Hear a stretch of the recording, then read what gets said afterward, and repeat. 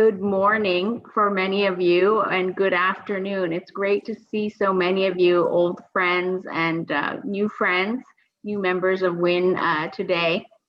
My name is Chitra Deshpande, in case you don't know me. I'm the founder of WIN, and on behalf of the WIN leadership, the Women's Informal Network leadership, you can see around you, we have Marilena, Tiziana, Erin, and we have Carla, who's part of our I Own Vienna group. And any others, please just type in a hello into the chat. And for those of you who are joining us, please introduce yourself in the chat and tell us where you are. We're really very pleased to have you today. We have a special Women's Leaders Forum. For those of you who are familiar with our Women Leaders Forum, this is a place where we introduce women leaders. And in the past, it's always been women from all walks of life. Just women leaders from the Vatican Museum, for example, the director of the Vatican Museum, the head of the American University in Rome, a parliamentarian from Italy. But this year we're starting a special series where we focus on women leaders from international development, and we call it our life stories and career journeys. And we're hoping that through these concrete women leaders stories, we can all draw inspiration from their lives. And tonight we're inaugurating this new series with a very special speaker. And I think for many of you, I don't need to make the introduction, and you know her better than I do. But for others, we have with us Theresa Panuccio. And Theresa is special in many ways. One, of course, she's our one WIN member who's belonged to our chapter in Nairobi. I think she helped found the Nairobi chapter. She's also part of our New York chapter, and then she's also part of our Rome chapter. She's been in Rome this last year. But Theresa is more than that, of course. And for many of us, she's been a leader, a woman leader in the institutions we work for, as well as a mentor, a colleague, and a friend. And so I have to say, Theresa is so loved by our WIN members that she reached a new record in invitation acceptances. I think on the first day we received already 60 acceptances, and I think in the end we received about 80 acceptances. So really, Theresa, that's a show, a quantitative indicator of how much we appreciate you. And I think many people are here today to show their appreciation. So please do write in the chat any messages you have for Theresa, of course. But now more formally, for those of you, I think you read her biography, but and I was reading it again, and I was so amazed by her life. Theresa, first of all, I think it's very for WIN, of course, to acknowledge she's been married for 36 years, and she has 3 successful children.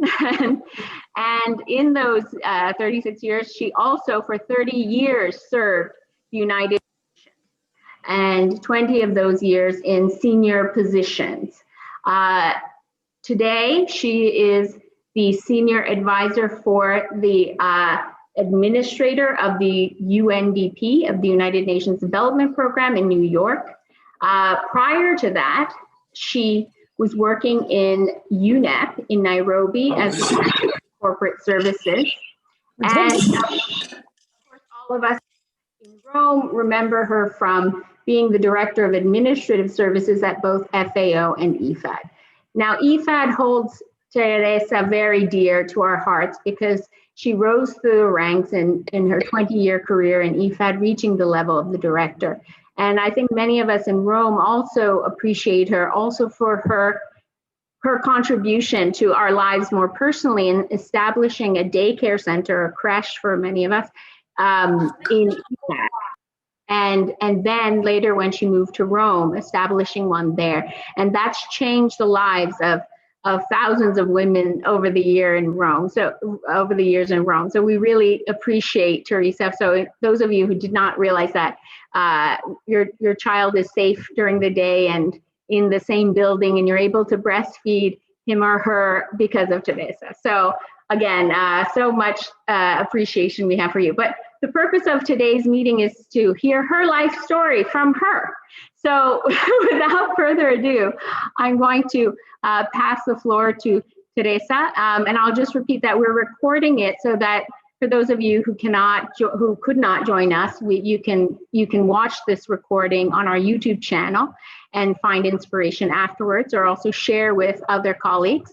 I think I would also just note, Theresa will start, and then I'll follow up with some questions, and then we'll open up at the end for questions from the audience. So Theresa, please tell us your life story.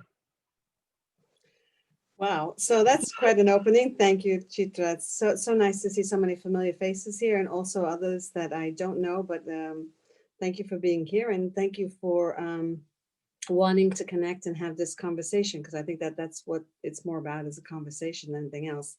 Chitra has said very much about my kind of background and life story, even some things that I've forgotten, but if I need to start at the beginning, I'm going to say that I'm a very simple girl from Brooklyn, coming from an Italian-American immigrant family, hardworking immigrant family, I should say.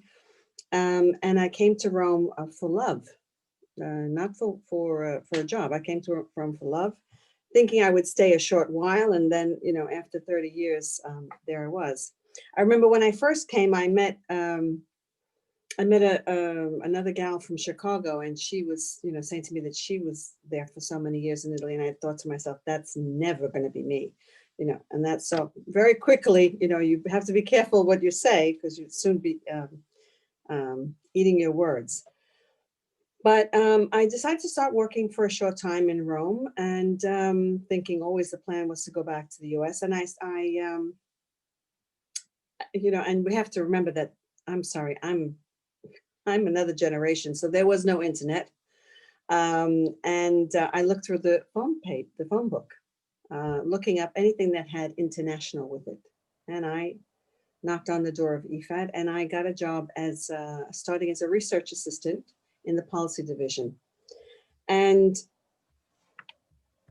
so I came to the UN by chance, but I have to say, after working a few years, I really was hooked on it, in the sense of the opportunity to learn so much from so many different people in so many different cultures. It was just fascinating to me. And one example of that was that at some point when I was in IFAD in the early years, I had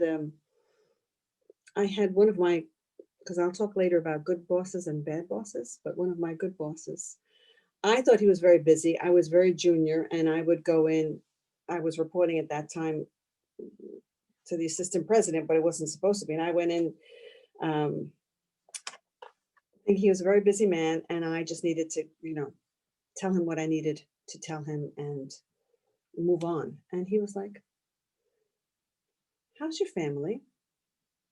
How's your son? How's this? How's that? And I understood that that was more important than getting to the point. It was about making a relationship, and it was about establishing the human contact.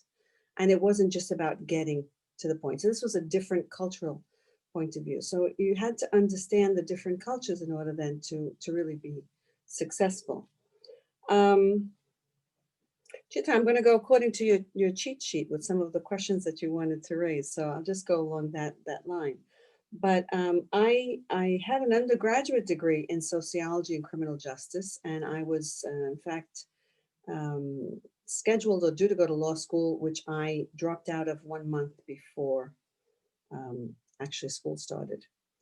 And that very much disappointed my parents, but it was a turning point in my life, and that's when I came to Italy. And later on, I decided to get a master's in business administration. And of course, then when I found out too that I really loved managing and leadership issues, I did a lot of training in that, and in change management and leadership, and in general, just management issues. So, Chitra, I'm going to go on Okay, okay, all right. So today I'm working in UNDP, and it's been an amazing journey for me. From IFAD, a small organization, to FAO, which was a very large and a very formal organization, back to UNEP in Nairobi, which was amazing, but it was like a small family. And then to UNDP, which is again it's a large organization, very decentralized.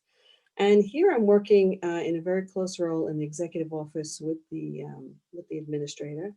And I'm responsible for bringing in new business models, incubating innovative ideas and new ways of working, and basically looking at the corporate financial organization and keeping a pulse on that, because he likes to know what's going on all the time on that. And it's amazing being back in my home country, first of all, after 30 years of being away. So I went back to New York almost as a foreigner. Because I didn't know that you couldn't just plug the TV in, you needed a box, because there's nothing on the TV anymore. You have to have some kind of a cable network. But also because, or more importantly, because Akim Steiner is actually a very inspiring and motivational leader. Doesn't expect less than perfection from you, but he is also very human. And it's amazing when you find a good boss, try to hold on to them, because that's really when you are so happy to get up in the morning and go to work.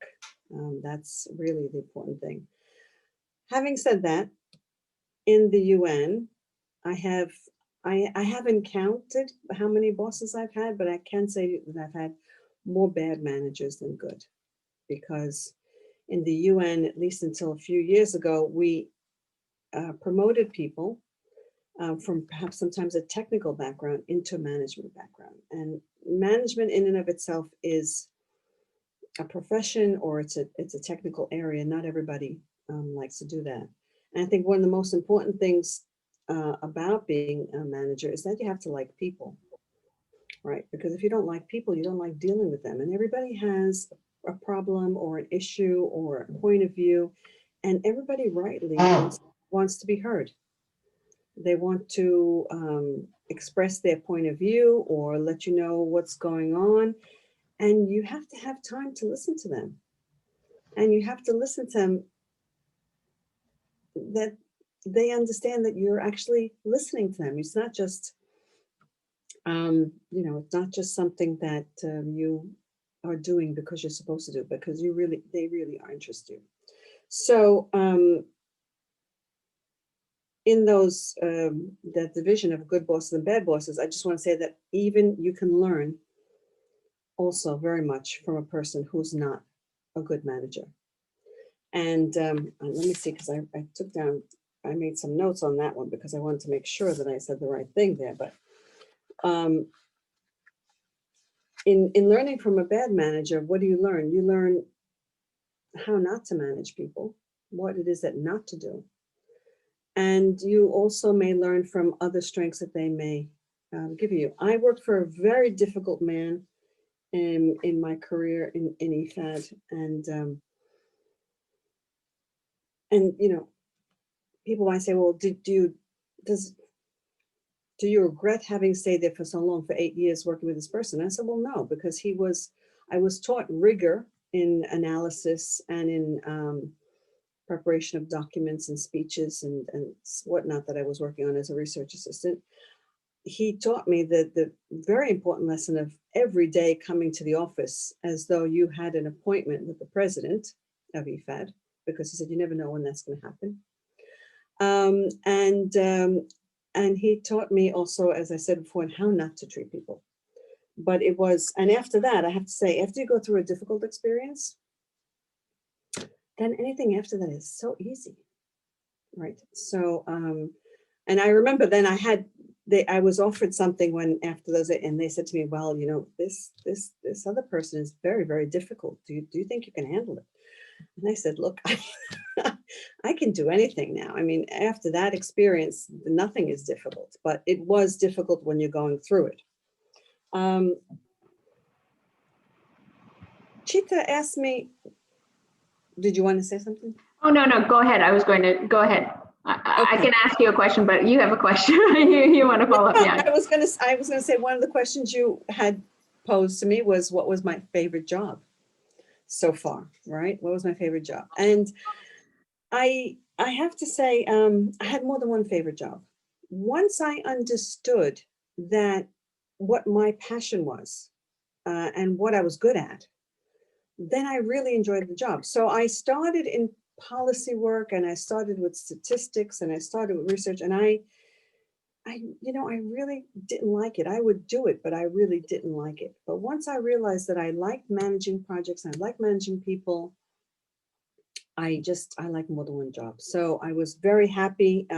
Since I grew up in IFAD, I have to say my heart is with IFAD for so many years. And I had a great team in administrative services. So that was, I think, one of the best times of my life. Also, the new headquarters building that you have mentioned, that childcare was a great satisfaction, knowing that you can bring results that make a difference to people and actually mean something to the organization.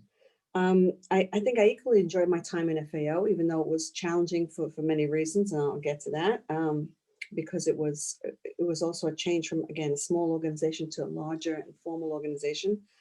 But it gave me the opportunity to grow with some new challenges and some difficult moments that Jessica is very well aware of, but it gave me the opportunity to grow. And then, of course, going to UNEP was like going back to a small family of IFAD, and Nairobi was an amazing place to work and to live, and an amazing group of people that I worked with.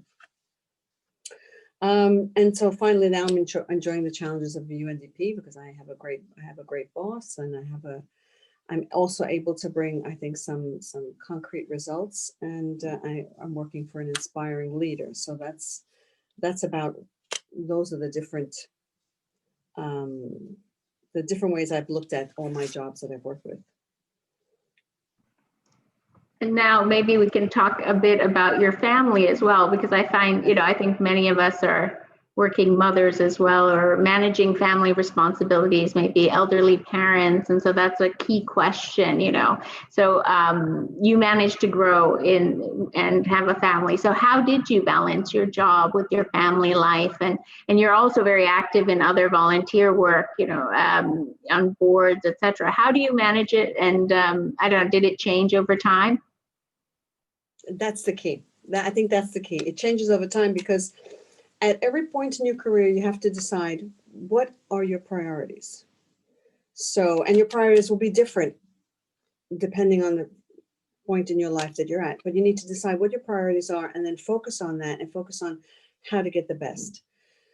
So I don't think you can have it all. There's people say you can have it all. I don't think you can have it all, but I focused when my kids, one of the most challenging time was when my kids, I had 3 young children that were under the age of 6 at one point. And in fact, my husband used to say on a Sunday night, he used to say, "Thank God tomorrow is Monday and we're going to the office so we can rest." That was his thing. But that was my priority. So it was my kids and work. So I didn't have much of a social life in those years. I absolutely didn't have a social life, and everything else was kind of to the minimum, including, for myself. But those things came first. And so that was my priority. And the priority setting was also not only about my time, but it was also about how I spent my money. Because I had a full-time babysitter until my youngest was in middle school, and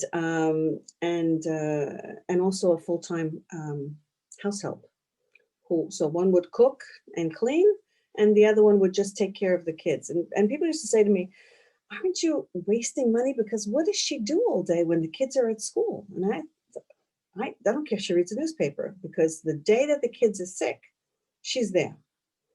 She's there. She takes them to the doctor's appointment. I don't have to miss a day of work, and I don't have to go. It's more about, trying to juggle things than missing work, but it's about, so my money is well spent in that. It meant that I bought less For those of you who know me, I love shoes. It meant that I bought less shoes, less bags, less clothes, less hairdresser, but that was money well spent because that was my insurance policy. The other thing that I did was that I'm very organized in the sense that I had a list for the babysitter. I had a list. I had an agenda for her. I had an agenda for the cleaning man. I had an agenda for myself, one for work, one for personal. And I had the weekly menu, and we would not deviate from that. So, because I really was keen on having that at least one family meal. Sometimes my kids used to say to me, Caterina, who's the babysitter, well, they say to me, well, where's the secondo? You know, and in Italy, that means what's the second course? And I'm like, there's no second course. There's just, you know, there's just one course here. I said, oh, well, Caterina serves us the first course and the second course. I said, well, good thing you're having it at lunch because you're not having it for dinner. But it was just about being organized. One other thing, which I got the feedback during, I was very generous with my house help. So I supported them. I mean, babysitter wanted to go back to school because she didn't have a high school degree. I helped them, but I was generous also in terms of pay, because, you know, these are people that are staying with your kids in your house all day. And I'm happy to say that the babysitter stayed for 17 years. And the cleaning man is still with me today after 30 years. So I think they're a little bit more like family. So I think those things about just organization, being generous with the people who help you, because if you don't have their support, then you can't. And of course, it didn't hurt to have a husband as well who was supportive of my career. So I'm gonna make sure that I get that in here. As the family matured, then I had more time to do other things. And one of the things that I did when they were, let's say, teens, was that I increased some of my volunteer work, but also my social network. And as a precursor to WIN, I'd have, you know, women colleagues over for dinner, and I remember the kids saying they're just about falling asleep, and they'd hear somebody laughing, and they would wake up. But it was a good example to them as well to show how women were bonding and how the social network and how we needed each other. Now some of the old timers will help me out here, that those morphed into something that at that time we called Ladies' Night. It was very politically incorrect at that time, but this was in the it was in the 90s, and we would go out for dinner. So we would go out, and that in IFAD, this was just, at that time, it was just IFAD. And what we would do then is when a new woman professional joined or left, we would organize a dinner, and then we, you know, whoever could come would go.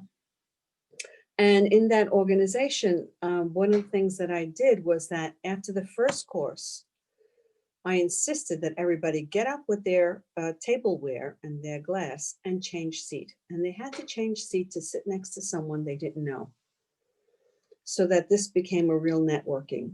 Because even when you work in a small organization like IFAD, you don't know everyone. And then when you go out somewhere, you tend to stay with the people that you know, but that's not the point. The point is to stay with people that you don't know. So you learn something new, and you learn somebody new, and you can have a new network, right? So that was very, so that was before WIN, Chitra. But I don't know if any of my colleagues here from IFAD from the old school I think it was called Ladies' Night. Tiziana, did I get it right? Or Daniela? No, I remember the Ladies' Night, yeah. Okay. Yes, I remember that very well. Soon, right. Okay. Just on the ladies' night, it's interesting because I think, unfortunately, I joined IFAD just when you left, and I think it was in the first month that I was at IFAD. I was invited to the ladies' night, but I wasn't organized yet and didn't have a babysitter or to manage it all. So I couldn't go, and I think maybe that was in the back of my mind, you know, when I started WIN. So just to carry on the tradition of. So I think we've morphed. Actually, WIN is sort of really the carrying over of ladies' night. Hopefully one day we'll be face to face again, so we can have hopefully. Well, I wanted to ask maybe more on, because, it's interesting because I opted for, my son is 15 and I still have the same babysitter we had when he was 6 months old. And yes, he doesn't need a babysitter anymore, but she's my backup. Right. And she's also I always said it was my marital insurance because my husband and I had different ideas of when my son was sick. But anyway, Okay. I was just, how have you managed sort of your career move now? I know, I believe that, how have you met, you're both, I think, career minded, and how have you negotiated that two career family? And were there, I don't know if you have any advice for us on that front. That was not an easy decision.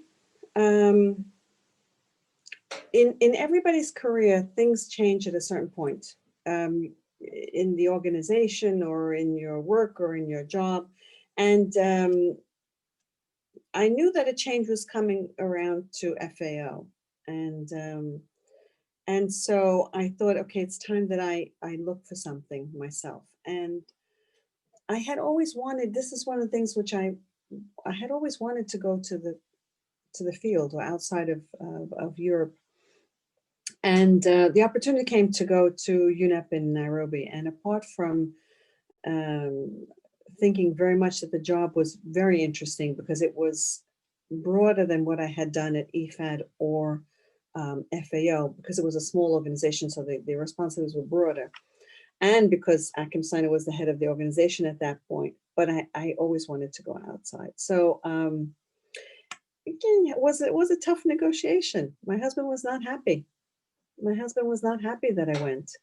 And that's telling the truth. But it was something that I had wanted to do, and my kids were all grown. And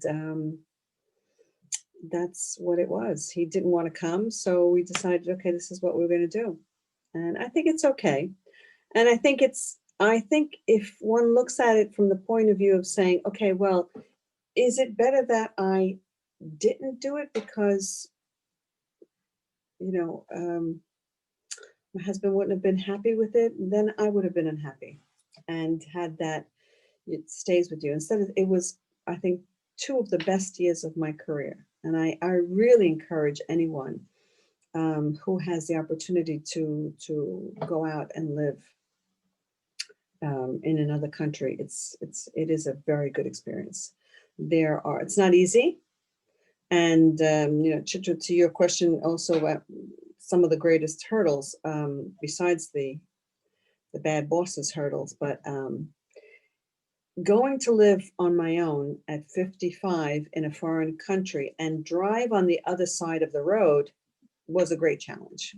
So it was one of those things that I always said, I can never drive on the other side of the road, but I did. And so it becomes a challenge to yourself about what you can do, what you can't do. And it's an amazing experience when you realize you can do it. And so I'd say to many people too, don't close the door before it's open. So that's the other thing. If you say I can't, then you can't. The door is closed. If you say, well, let me think about it. Maybe I can. You can try. Doesn't mean you'll be successful, but you can try. So that's about the time in Nairobi. I love that. Yeah. No, I'm just to say that it's great because often we've been talking a lot in WIN about sticky floors. So a sticky floor is the things that hold us back, that are, and it's that we've already said no to the opportunity. Right. And so it's great to hear you also remind us, don't. And sometimes it's not, it's only 2 years, right? Because there are colleagues here, I know also from FAO who I've seen also have gone out for 2 or 3 years. And sometimes it's not something that you want to do, but the organization wants you to do. And you can rise to the challenge. You can rise to the challenge. Well, that gives us all courage. And I'm happy to say that FAO, as of this year, has reinstated the director position in FAO. After I left, they had abolished it, so that was 5 years ago. Now they've reinstated it, and I was invited to be on the interview panel for the new director. So that was very interesting and very, very nice. I was very happy to do that. It's nice when a good full circle comes around. Right, right. You see that things. And I was wondering, so we talked about your hurdle, but what was your breakthrough point, perhaps in your career, and if it was at IFAD, I'll just stick, because it's amazing that you were able to rise through the ranks in IFAD. And I think nowadays, I'm not sure, for many of us, that's not an option. We're encouraged to change organizations to move up. And so I don't know your views on that. Oh, thanks. I would definitely say that the easiest way to move up is to change organizations. At the same time, if you feel that you want to change, then the easiest way to change is to move laterally. Because I moved laterally to Nairobi and then also to UNDP. So it's not always up.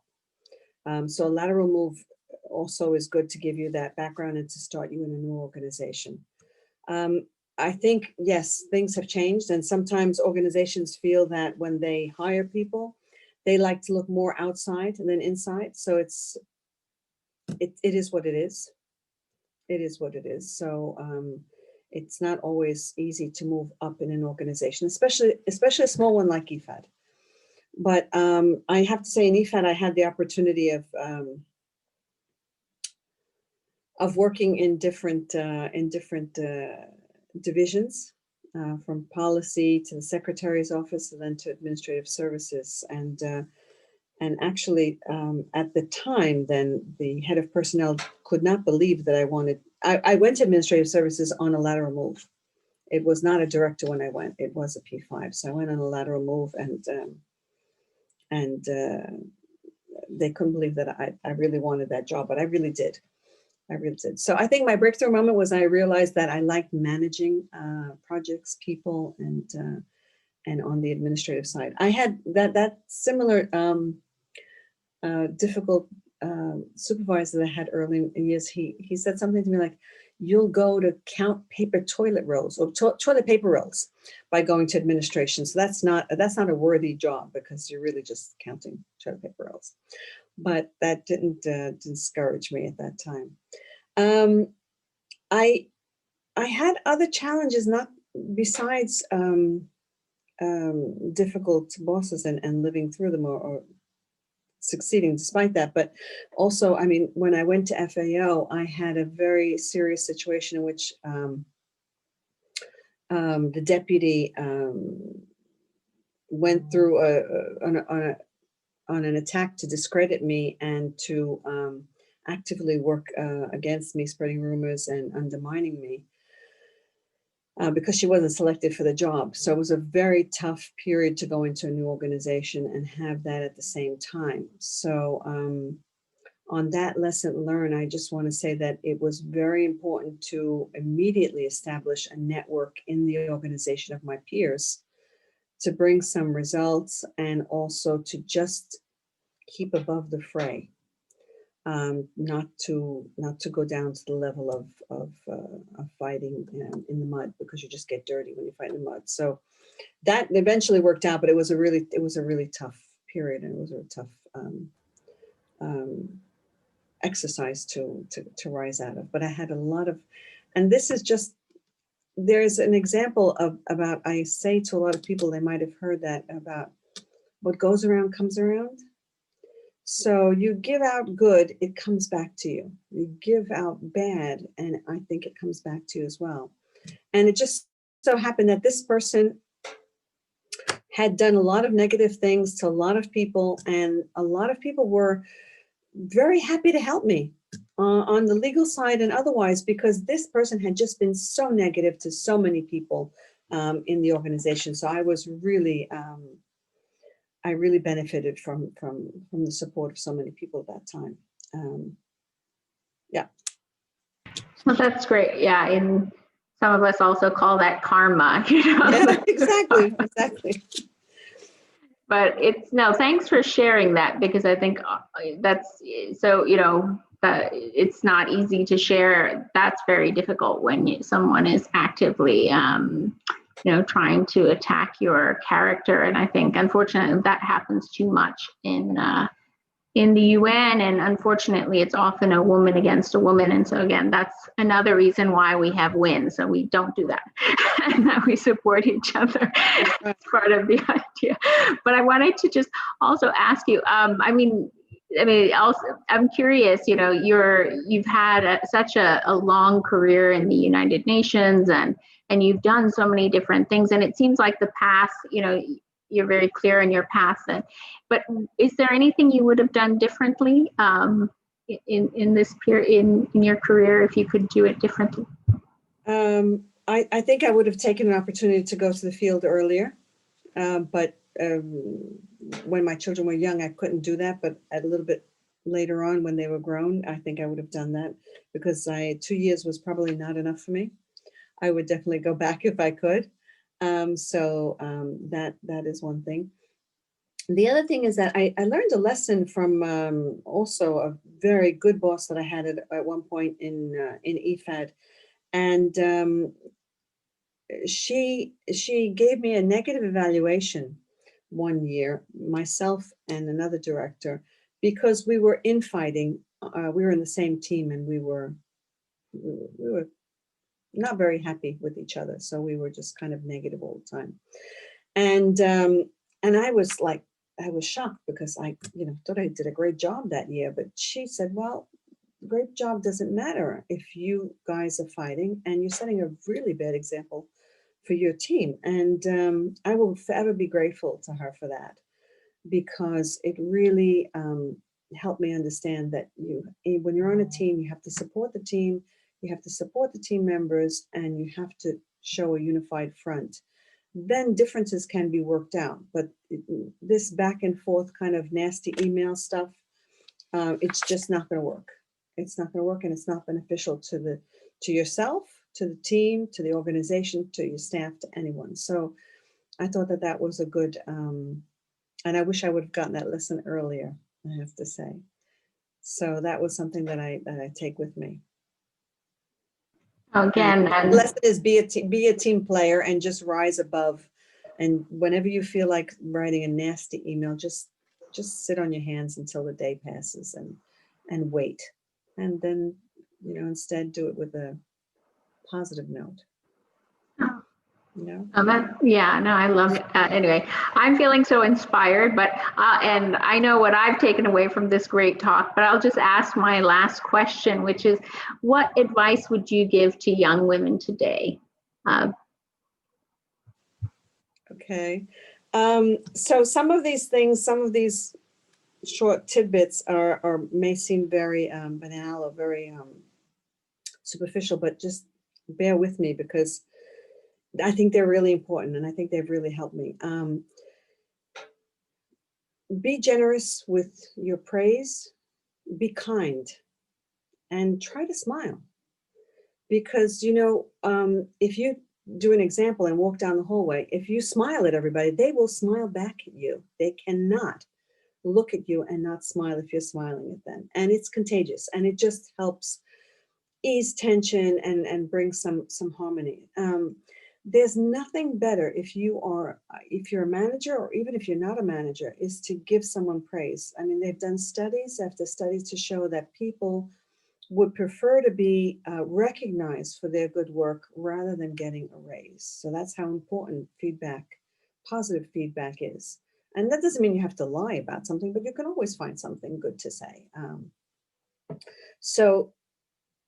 And your kindness and gentleness and giving good feedback and smiling, I think it's really important. It helps you too, because if you're having a bad day, it just helps you also take a deep breath and get on with it. Hard work, work hard, do something out of your comfort zone. I hate public speaking, but I do something because it helps me get out of my comfort zone. So, and that's how you grow, because when you do things that you know all the time, then you don't learn anything new. It's when you do something that you don't know and you're not comfortable in doing it, you can fail, but you probably will learn something. So that's also what I would encourage you. So the thing about never say, I can't. Say, I can, I'll try, and maybe it'll work out. Besides being a team player, I just, sometimes we're confronted in our career with an unethical boss or colleague or whatever. Do the right thing. It'll never come back to haunt you if you do the right thing. And sometimes if you feel that you've been pressured or compromised, then just try to, you can't take the confrontation, then stay out. Stay out of it and just, just remember to do the right thing. It'll come back to you. So that it's your calling card. People know that you're honest, you're ethical, and you'll always have that. And support each other, right? Support each other and network. Don't call somebody when you need a favor. Call someone when they need to hear from you, when they need a kind word, when you can say something nice. Then you can call when you need something, it's fine. But try to be there also for other people and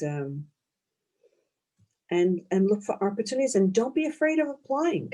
I mean, I can't tell you how many jobs I didn't get. It's not about you. It's about the competition, and it's about the time. Sometimes it's not the right time, but you just need to keep trying, and you will find it. And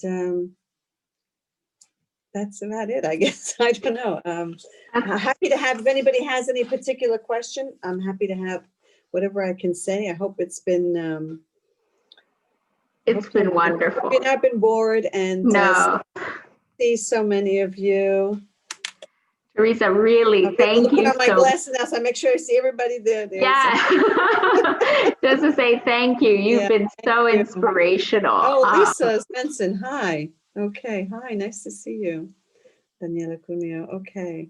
It's been great to see you all. And I hope that one day we will be able to get together and hug each other and be back together in person. Theresa, can I open it up to questions from the group? Yeah. Hi, Carol, okay. I see lots of hands up. I see, I'm gonna, since Jessica had to wake up so early, I'm giving the first hand to Jessica. She was the first hand up, actually. Okay, hi, Jessica. It's because I'm an expert on Zoom now, so I know how to raise my hand right away. I have two questions, one a little bit longer and one tiny short one. So I'll start with the short one. I'm good at math. And so when you said you were 55, I immediately went back to your bio and I figured out how old you are. So I wondered for those of us who are your age or near your age, right? And for those who are quite a bit younger, how is it that one can work in the UN at 60 and above? That's my quick question. And then my other more important question was whether you could give some more concrete examples of what makes a bad boss and what makes a good boss. Okay. What do you mean? How you can work in the UN? I mean, my normal retirement age from way back then, my normal retirement age is 60. You know, the UN has a normal retirement age and they have a mandatory retirement age. So my mandatory retirement age is 65, which I don't plan on reaching 65 to retire, but in any case, so I'm not sure I got the question right. It may be that when I was working at the UN in the 90s and 2000s, I think the mandatory retirement age was 60. That's where my question came from. It went to 62, and then now it's at 65. I just turned 60, which I was not able to celebrate because of COVID, but I'm going to do it in 2021 and just to do it the day before my birthday, so I'll still be 60. There we go. About a good boss is one who listens and gives honest feedback. Not necessarily what you want to hear, sometimes what you need to hear, I think, and who can talk to you very openly without insulting you in providing feedback. It's about the work, it's not about you, and who can inspire you to do more. I had a great example when I mean, from the early days in IFAD, my gosh, 1986, I was very, very young, and there was this wonderful woman who was the head of the gender at that time, Natalie Hahn. and they were working on a women's summit. And she actually came around to, everyone's desk, and she left a tiny, like a little rose or something like that. Thank you for your work. And I mean, I said, oh my God, this woman noticed me and noticed that I've been putting in these hours. And how amazing is that? And, I just remember that when we did the move into the new building, my staff were working every weekend for 4 weeks. We moved everyone over 4 weekends and didn't lose a day of work. And they were working so hard. And, I would just either be there with them, or I'd bring pastries and fruit, and we would just kind of celebrate. I mean, being a team and doing this. And, you just get so much out of people when you are good to them. A bad boss is just thinking about him or herself, right? And how do they look good, and how they don't give credit to those that are working for them. So you need to also, of course, if you're a manager, of course, there are other people who are working and then you're presenting. Of course, it's normal, but you have to give them credit for it. You can't just pretend that it's your work and nobody's behind there, as if they were faceless people. Okay. Thanks. So Jessica, you can come back to the UN. We're braced our retirement age. How you want. That's great news. You just made my day. Thanks. So the next question is from Natalia Acosta. Sorry, hi Teresa. Can you hear me? Yes. Teresa, it's very nice to finally hear from you directly. I have several friends in FAO, UNDP, and UNEP that have said only good things about you. So it's very inspiring. And I had a question on constructive feedback, because as a manager, I'm very open to asking and giving feedback. And when I was with UNDP, a peer of mine said, as a woman, you need to be very careful on asking for feedback from your supervisors, more if they're men. And she gave me an example of how, for her, it was a sign of weakness and insecurity, that it could show weakness and insecurity. And I wanted to hear from you on what are your views and thoughts. Have you ever had an experience on this? I imagine that you're keen on giving and receiving feedback, but how has it been for you? Thank you. Yeah, I haven't had that experience. I mean, I've been on the receiving end of some feedback which was just not appropriate, I have to say, in terms of how it was given. But I think that we have to get away from the idea that women are weak in terms of when they're showing emotion or when they're showing respect for others. I think that there are many, many studies that show now that, that's actually the stronger of the strengths, because by having that emotion and having that awareness and having the feminine side, if you want, it's actually a strength that men usually can't deal with, frankly. So no, I think you can ask for feedback, but always link it to results, or don't link it to maybe yourself, but link it to a project or something that you've worked on or your staff have worked on, and it's not about that person, but it's about the work. So that's what I would say. Great, thanks. We have just with 5 minutes, and we have 2 questions. First, Elena, and then Daniela. Hi. Hi, Teresa. Thank you so much. This was so wonderful. I'm Elena. I'm based in Colombia. I just have a question on, on the good bosses and bad bosses. I was wondering if within your different positions and in the current position, at the big boss's office, did you ever manage, or are you planning to address this issue of, bad managers? Like there must be some kind of policy, right, that could make this work for the organization and avoid, bad managers. We have all this competency framework. So how can we kind of enforce this? If you had already experiences of doing that, or if you are planning to take this on. Thank you. Yeah, I wish I had a magic wand, but I don't. And I think that if you have ever worked in the private sector, you will probably know that there are much worse situations regarding supervisors and bosses in the private sector. So in the UN, there is a real effort to try to address this and to try to train people and to try to bring about that awareness of how managers should act.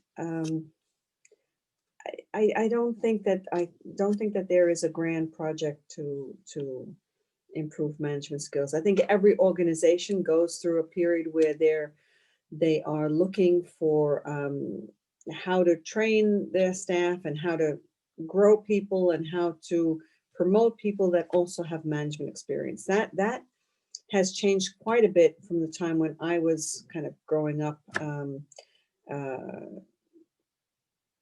There were many situations where just today you could not imagine that could happen because it would be called harassment or just completely out of place. So no, there's no grand project in the UN, but every organization does take management skills more and more increasingly and I think in the end, it's sort of, it's too long for the people that are working there. It takes too long, but in the life of an organization, 5 years is nothing. For a staff member, 5 years it's a long time. But in the life of an organization, 5 years is nothing. And usually those really bad situations are adjusted themselves, because a bad manager doesn't last forever.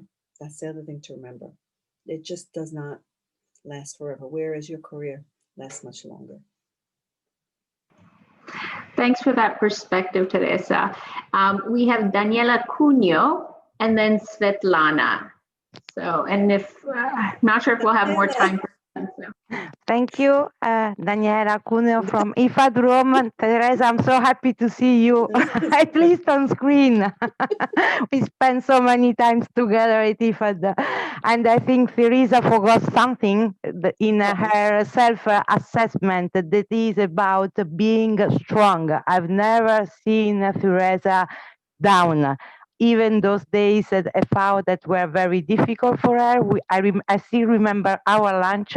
We laughed about it, and I think this is the right attitude. At times, we as women, we put ourselves in the position of being weaker than others. We have to be more confident in ourselves and be strong. And the question for you is, you mentioned a number of trainings that you took for leadership and management. Is there anything in particular you would suggest to us? Over. What would I suggest to you? Thank you, Daniela. So I'm going to bring out another lesson for that. But in terms of, I think what I would suggest is that you just see what is interesting to you and follow your passion. And follow your passion, because that's the most important thing, is that it's interesting for you and you want to do it. You're not forced to do it. So, and you follow your passion. Daniela mentioned something which is, it's not, I don't think it's about strength, but it is about, there's a little trick here as well, because when we work in organizations and something is going wrong, of course people ask you, are you okay? Is everything all right?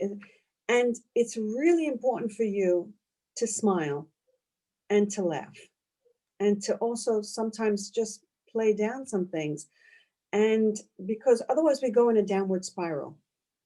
And then that person starts talking to another person and he says, oh, did you see Teresa? She's not feeling well and she's not doing well. And it gets worse. So it becomes that. But if you just keep saying everything is fine, no, it's good. With a smile, everything is good, and then you'll get there. You'll get there.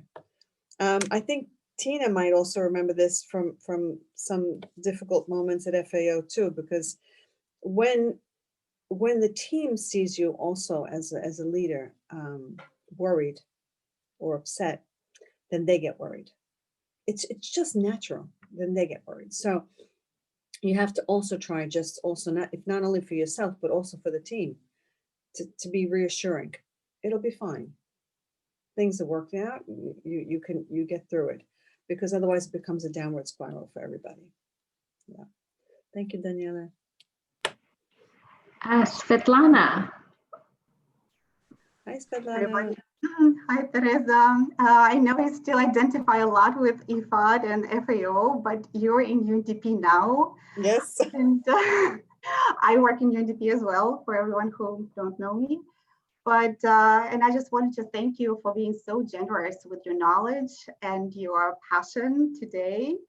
And it's so important for UNDP to have a leader like you who puts the values of ethical leadership, of passionate leadership, of good people management, and just being who you are, a strong woman, an extraordinary woman, and such a wholesome leader. There's so many dimensions to your accomplishment.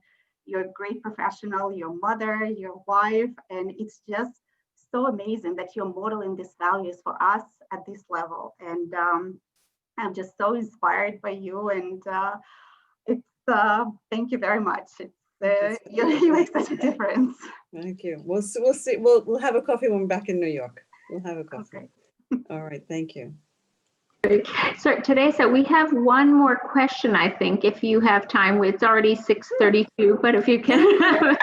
Oh, fantastic. Okay, over to you, Godze. Thank you very much, Chitra. Hi, Theresa. Thank you so much for this discussion, and for your honesty, and for inspiring, I guess, all of us. As I heard today, you happen to work with three different UN agencies during your career. Cool. And today, whenever you apply for a UN job, you get a 2-year fixed-term contract that's subject to renewal. But I was wondering how it's perceived within the UN in general. These lateral moves from one institution to another, from one country office to another one. I hope it's well perceived, because especially my generation, I guess, we've been moving from one organization to other, changing continents every 2 or 3 years. But I would love to hear your views on this. Thank you very much again. So when I started work, we had continuing contracts. Back then, there were continuing contracts was just a very normal thing. After 7 years, you have a continuing contract. And I left IFAD and a continuing contract, or a permanent contract, whatever you want to call it. And I went to FAO on a fixed term contract. And that was a leap of faith. But I always thought, okay, if I don't make it, I'll find another job. And I could take the risk because I had my husband was working. And since then, I've been on fixed term contracts and basically year to year. The thing that I look for in a CV, when I see CVs, is, if it's a young person, I think it's normal that they're moving around or that they have short-term contracts. But if you have, if you have 20 more years and you've been in 17 jobs, that may ring an alarm bell. So while it's good to move, and while the UN does encourage you to move, and some organizations now, if you don't have some experience in the field or in a country office, it's like having another language. You get skipped over. It's really important that you have the perspective of beneficiary countries. So I think that it's good to move. I think that you shouldn't be moving every year, because that may signify there's a problem. But you should stay in jobs, 2 or 3 years, and that will also be the right time for you to move on, because you've learned and you're ready for the next step, or you're ready for something else. Thank you. Thank you very much. Thank you. Thank you, Teresa, for that practical advice as well. I just wanted to check if anyone has, I don't see any other hands, but if somebody has a burning question that they would like to ask Theresa, please let us know now. I think everyone seems good. Okay, good. Then I want to thank Theresa for her generosity. And I think it's generosity, I think, from all of us over the years, for all of the kind notes you've sent us, encouraging us in WIN. Always when I was feeling a little, is this working? You always send that note and it's like, oh, good. This is what we're doing something right. And I think you've done that for many, many women and men throughout the UN. And so we thank you for giving your whole self. I think what I've really taken away is, that key word, the relationship is most important. And leadership is showing you care. And it's in the little things.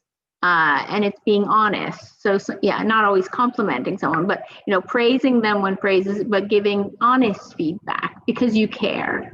And I think those messages really resonate with me for sure, and I think all of us in WIN. And I think with those words, hopefully we will step in your footstep in being a good boss instead of a bad boss. I hope.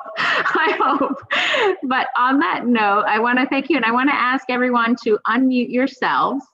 And if you'll all give Theresa a big round of applause. Thank you to all of you. Thank you to all of you. Grazie mille, Tara. Super brava come sempre. Grazie, generosa. Grazie. No, thank you to Chitra for twisting my arm, because I really didn't want to do this, and she said, "Oh, that's okay." I didn't know. Thank you. Thank you for going out of your comfort zone. Thank we needed to hear from you. We needed to hear this, Theresa, particularly at this time when we're all in sort of our little bubbles. I think hearing from you has been extremely helpful on many levels. So thank you really nice to see you, Shani. Thank you. So nice to see you again. For twisting your arm and bringing you to us. Thanks. Nice to see you all. Really has been wonderful. Thank you. And I hope to catch up with you all in Rome at some future point when we're out of this situation. Chitra, if you just stay on with me a moment, I'd like to read everything in the chat box because I haven't read it. So yeah, and we'll copy it for you. Yeah, no problem. So we'll hold on.